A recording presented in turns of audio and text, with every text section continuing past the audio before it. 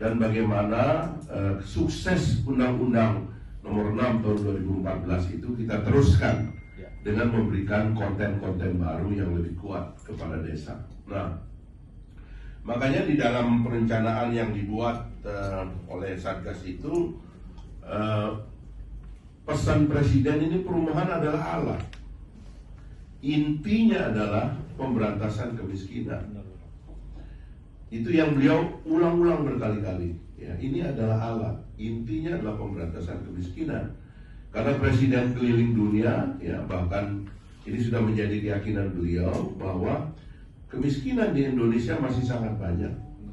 Bahkan kalau untuk dikonversi menjadi backlog perumahan yang saya sering hafal, kalau dulu dikatakan atau sekarang dikatakan kemiskinan di Indonesia lebih kurang 9-10% dari 290 juta rakyat, maka kira-kira ada 29 juta orang miskin yang hidup di bawah garis kemiskinan, yang garis kemiskinannya itu sendiri diatur dengan konsumsi kalori per kapita 2100 kalori per hari per kapita, yang kira-kira dirupiahkan atau didolarkan 1-2 dolar per hari per kapita, itu kira-kira 29 juta orang, yang kalau kita konversi dalam rumah tangga atau keluarga itu kira-kira dibagi 4,7 menjadi sekitar 6 juta keluarga di Indonesia itu berada di bawah garis kemiskinan. Itu adalah Dirjen Pembangunan Perubahan Kota. Ini nanti yang berhubungan dengan 98 wali kota yang administratif, yang di bawahnya itu ada sekitar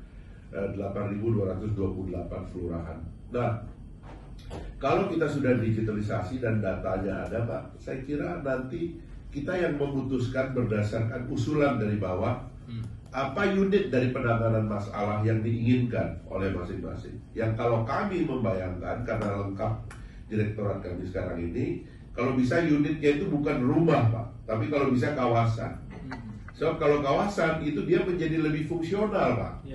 Misalnya kawasan yang Bapak bilang itu, kawasan wisata, kawasan pertanian lada, kawasan macam-macam itu. Jadi kawasan itu lebih menjamin sustainability daripada perbaikan. Kalau kita memperbaiki satu rumah tapi kawasannya rusak, ya, kawasannya cenderung mengandung elemen-elemen yang degradatif terhadap kehidupan, ya nggak ada gunanya kita perbaiki rumah. Nah, hal-hal ini nanti kita tentunya sangat bergantung kepada Kementerian Desa, karena usulannya semuanya berasal dari sini, dari pengalaman 10 tahun, 11 tahun ini, kira-kira bagaimana cara kami masuk ke sana. Dan kemarin itu, Pak, mohon maaf, cuman ya satu rumah dikasih cuma 20 juta, ya. Sisanya kumpul-kumpul dari keluarga dapat 50 untuk perbaikan rumah, Pak. Kami sedang mengusulkan angka yang lebih tinggi untuk unit rumahnya, tapi yang lain adalah karena kawasan sudah ada pengelolaannya di Dirjen Kawasan Pemukiman, maka kami ingin tanggung kawasannya dan juga rumahnya sekaligus. Atau misalnya kawasannya ditanggung oleh pemerintah, rumah mungkin gotong royong tadi, atau masuk dana swasta dan sebagainya, itu bisa digabung. Nah, kompleksitas antara desa yang satu dengan desa yang lain tentu akan kita akomodir, Pak.